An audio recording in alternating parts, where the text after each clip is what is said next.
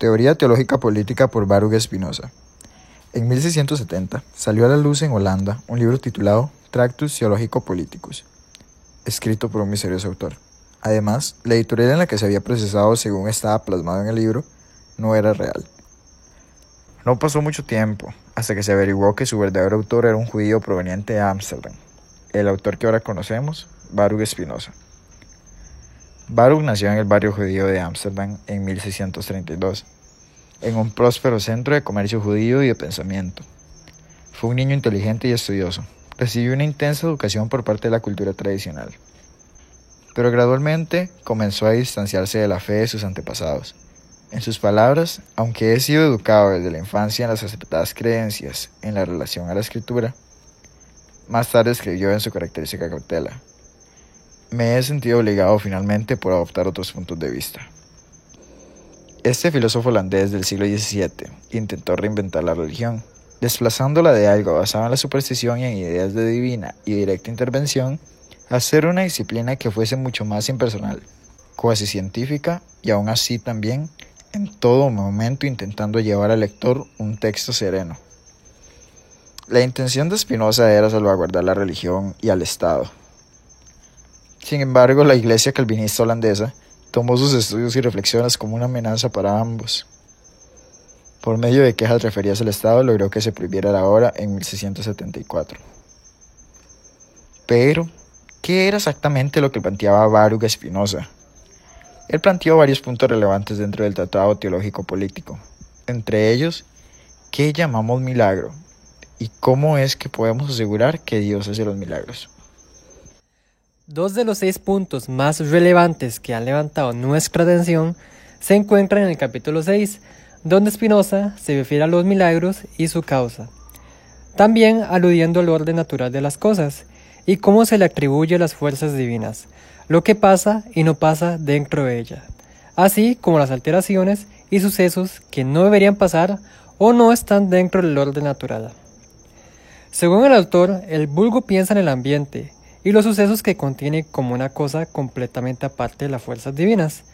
Cualquier movimiento extraño que haya en él ya será por la intervención de Dios. En efecto, se alude que Dios no es una majestad y la fuerza de la naturaleza es completamente aparte, donde Dios puede interceder. De ahí es donde proviene el término milagro, ya sea por la devoción por parte de los que perciben estos sucesos en la naturaleza, o por simple insistencia en llevarle la contraria a las ciencias naturales y a quien ofrece sus estudios. Según Spinoza, la gente ignorará lo que no conoce en realidad y sus causas. Solo quiere escuchar lo que ignora, y en este caso, por parte de lo que admira. Desde el razonamiento que nos lleva al análisis de los milagros, podemos concluir varias cosas sobre la existencia de un ser divino. Los milagros tienen poca coherencia si se toma en cuenta la definición que el mismo vulgo le atribuía a Dios, un ser perfecto.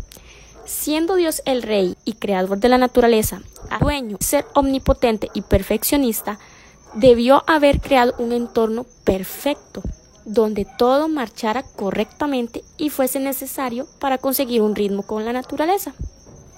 Pero si en realidad Dios quisiese intervenir, significaría su contradicción a lo que ya está establecido por Él mismo, y por tanto esto llevaría la contraria a sí mismo y a su creación perfecta. No hay razón para limitar el poder de la naturaleza y aplicar sus leyes solo para los que podemos entender o queremos entender, y no para situaciones que están más allá de nuestro entendimiento. No hay diferencia alguna entre el poder que se alude que Dios tiene sobre la naturaleza y el mismo poder de la naturaleza. Los milagros fueron hechos según la capacidad de entendimiento que tenga el vulgo, pues la mayoría del tiempo se ignoran las causas naturales de lo que ocurre y se atribuye a algo tan simple y complicado a la vez, como una fuerza divina que puede controlar todo. En las Sagradas Escrituras se narran muchas situaciones que pudiesen ser explicadas naturalmente como milagros. En Samuel 1, capítulo 9, versículo 15 y 16, se cuenta que Dios reveló a Samuel que le enviaría a Saúl.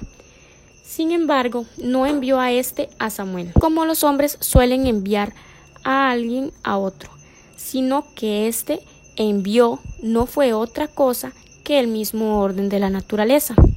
Efectivamente, como se dice en el citado pasaje, estaba Saúl buscando las asnas que había perdido y ya estaba pensando en regresar sin ellas a casa, cuando por consejo de su criado se dirigió al profeta Samuel para que le informara en dónde podría hallarlas. De todo el relato no se desprende que Saúl haya recibido de Dios otro mandato. Aparte, este desarrollo natural de los hechos para que se dirigiera a Samuel. En conclusión, Baruch agregó: aquellos que cuando ignoran una cosa recurren a la voluntad de Dios, desvarían totalmente. Forma ridícula, sin duda, de confesar la propia ignorancia. Baruch menciona cómo es que dentro de todo este análisis de milagros entra a jugar un papel importante en la interpretación de la Sagrada Escritura. Y lo interesante que es observar cuántas interpretaciones distintas de la Biblia existen, además de todo lo que conlleva a darle cierta interpretación, que comúnmente se encuentra bastante alejado de lo que en realidad el texto alude. Pues tal como la naturaleza, la interpretación de la Biblia no tiene más que interpretarse que a sí misma. El hombre ha sido el peor enemigo de la Escritura, como siempre, poniéndolas a su favor, incluso llegando a destruir por completo lo que debería interpretar de una simple escritura literal, tal como lo plantea Baruch. Toda esta conveniencia alrededor de las interpretaciones ha llevado a batallas ideológicas. De ahí tantas ramificaciones religiosas y odio hacia las diferencias presentes entre vulgos. Si los hombres no fuesen tan egoístas y dejaran de tomar las interpretaciones a su favor, hoy en día probablemente los conflictos que se dan gracias a contradicciones entre las iglesias y su definición del bien no existirían. De aquí provienen muchas de las ideas que dan a la religión el papel de un mal social, donde en realidad en vez de hacer el bien y ayudar el orden ético en la sociedad, se destaca por dividir culturas y formar parte de prejuicios. En el punto 4 veremos lo que se debe tener en cuenta para la interpretación acertada de los escritos divinos.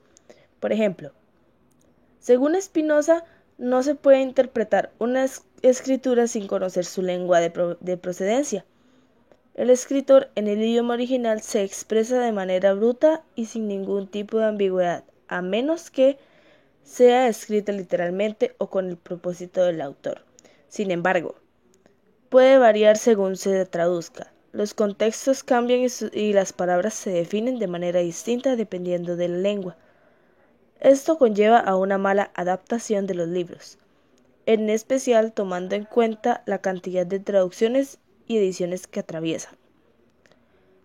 Para desarrollar un análisis de un texto, se deben tener referencias a este, para nunca caer en prejuicios. Siempre manténgase claro lo que refiere el texto y qué se ha dicho de él. Además, anotar las cosas que pueden parecer confusas para ser aclaradas luego, y así tener una noción más concisa.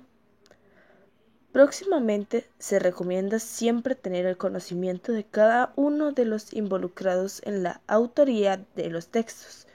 Se debe conocer cada pequeño detalle de la parte escrita por cada profeta y tener en cuenta su cultura, gustos y en general su vida, para tener una percepción bastante arraigada a la fuente original. Mientras más conozcamos al genio y su ingenio, en general, para que las escrituras sean lo más fielmente posible a su significado original, se deben tomar en cuenta los enunciados anteriores. Por ende, podemos concluir lo difícil que sería la tarea de llegar a una conclusión cercana para alguien que tan solo lee las escrituras y no toma en cuenta todos los factores relevantes que son necesarios para ser relevado el propósito del autor. En el quinto punto, veremos cómo las escrituras no fueron escritas por quienes parecen o nos quieren hacer creer. Baruch argumenta sobre la falsedad de los autores y cómo es que los historiadores se apoderan de todo el campo donde se deberían encontrar los autores originales de estos libros. Por ejemplo, se habla de los libros que supuestamente escribió Moisés y cómo no presenta concordancia en ciertas partes con los libros de Josué. Además, algunos de los puntos más importantes que menciona son que en Génesis capítulo 12, versículo 6, Al contarle al historiador que Abraham recorría la tierra de los cananeos, añade, el cananeo estaba entonces en aquella tierra, excluyendo claramente así el tiempo en el que él escribió estas cosas. Por tanto, esto debió ser escrito después de la muerte de Moisés, y cuando los cananeos ya habían sido expulsados y no poseían aquellas regiones. Luego que, en Génesis capítulo 22, versículo 14, el monte Moría es llamado monte de Dios, nombre que no recibió hasta después de ser destinado a la edificación del templo. Y esa elección del monte no había sido hecha todavía en tiempos de Moisés, puesto que Moisés no indica ningún monte elegido por Dios, sino que predice, por el contrario, que Dios elegirá algún día un lugar al que le impondrá el nombre de Dios. Así se puede concluir de este punto la alteración que sufre la escritura con el pasar del tiempo, y cómo se puede tomar como falaz, si no la escritura entera, algunas partes de ella. Por último, intentaremos alargar algunos puntos sobre las escrituras que podrían tomarse como una incoherencia o excepción. Génesis 47 cuenta, en efecto, que Jacob tenía 130 años, cuando José le llevó el faraón para que le saludara por primera vez. Si sustraemos los 22 años que Jacob pasó apenado por la ausencia de José, los 17 que tenía José cuando fue vendido y finalmente los 7 que sirvió por Raquel, se comprobará que era de edad muy avanzada, exactamente 84 años, cuando tomó por esposa a Lía, y que por el contrario, Dina apenas tenía 7 años, cuando fue violada por Siquén, que Simeón y Levi apenas tenían 12 y 11 años cuando saquearon toda aquella ciudad y pasaron a cuchillo a todos sus ciudadanos. Acá no se muestra concordancia entre fechas y edades, demostrando incoherencias bastante visibles. Sin embargo, a pesar de haber puntos tan claros que pueden ser apelados, el vulgo fiel al lector sigue defendiendo su punto de vista, y como si se tratara de un libro intocable y lleno de perfección, pelean a capa y espada en su defensa cada vez que se atienta contra su veracidad. Ahora necesitamos hacer una pequeña conclusión de todo lo repasado. El vulgo sigue siendo fiel a lo que se le ha inculcado sin ser cuestionada la razón del porqué. No se puede negar la gran cantidad de fidelidad que existe hacia las religiones que han sido establecidas gracias a las discordancias entre ideas de cada minoría. Este video no quiere imponer la negación de la existencia de un ser superior, sino cuestionar qué es realmente lo que se le atribuye a la definición de Dios y cómo es que se ha degradado el significado de la original de la escritura. Partiendo de la cuestión de los milagros y cómo estos mismos producen una cuestión secundaria de las características omnipotentes que se le asignan a Dios, también tocando varios puntos sobre la incoherencia presentes en la Biblia gracias a las diferentes manipulaciones que se le han hecho a lo largo de los siglos. ¿Está realmente consciente la gente de lo que cree y admira? Podemos concluir mucho sobre el comportamiento humano luego de haber acudido a la obra de Baruch Spinoza.